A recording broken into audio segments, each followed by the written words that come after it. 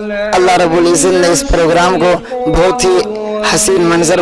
بنایا اور یہاں کے لوگوں کے لیے ایک نمونہ بنایا۔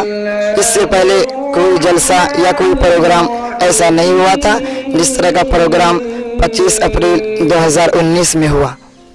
السلام علیکم، میرا نام محمد توفیق عالم ہے، میں اسی گاؤں کا رہنے والا ہوں اور میں ابھی زیر تعلیم ہوں جامع مسجد امروہہ یو پی میں۔ مجھے جب دل میں یہ محسوس ہوا کہ میرے گاؤں میں مسجد ہے جامع مسجد زکریا کے نام سے، لیکن جمعہ میں لوگوں کی یہ دقت ہو جاتی ہے جگہ کم ہونے کی وجہ سے، اس لیے ہمارے دل میں یہ خیال آیا کہ ہم اپنے گاؤں کی مسجد کو بڑھائیں۔ اس لیے ہم نے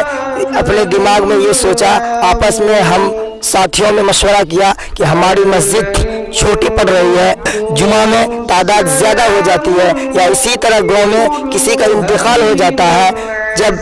لوگ مہمان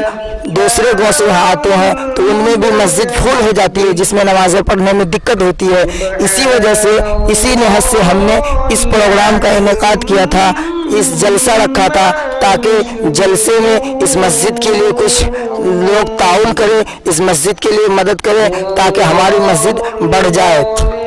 اور اس جلسے کے لیے محلے کے تمام لوگوں نے، پورے محلے کے اور دیگر محلے کے لوگوں نے جم کے ساتھ دیا، جم کے بھرپور تعاون کیا مسجد کا، اور لوگوں کے اندر یہ جذبہ بھی ہے کہ ہماری مسجد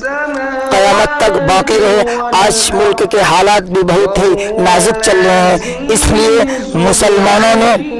اس میں کافی محنت اور کوشش کی تاکہ ہماری مسجد قیامت تک آباد رہے۔ اللہ کے نبی صلی اللہ علیہ وسلم نے ارشاد فرمایا، من بنا للہ مسجدا بنى اللہ لہ بیتا فی الجنہ، جو شخص اللہ کے لیے دنیا میں مسجد بنائے گا، اللہ تبارک و تعالی قیامت کے دن